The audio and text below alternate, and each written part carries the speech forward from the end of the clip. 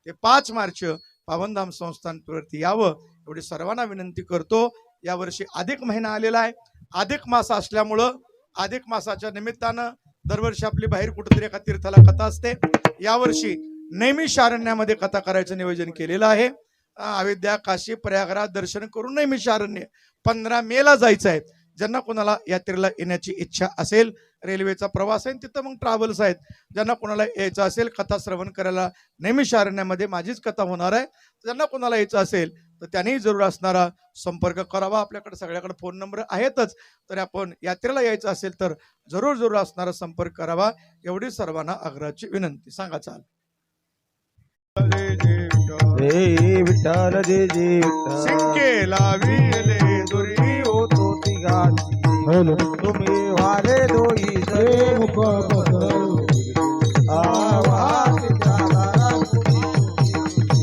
तुम्ही वारे दोई तुका मने हत्ती तुका दिली दोई करी तुम्ही वारे दोई कंठी धरला कृष्ण मनी अवघातली वाटुलिका वैष्णवनिका संभ्रम वाकुलिया ब्रह्मादिका उत्तम लोका वाटुलिका वैष्णवनिका संभ्रम मनी भूमंडळी आम्ही भरी विरगाडे काला वाटुलिका वैष्णवनिका संभ्रम हरी विठ्ठल हरी विठ्ठल जय विठ्ठल जय हरी विठ्ठल बोलिले पुरे वेडी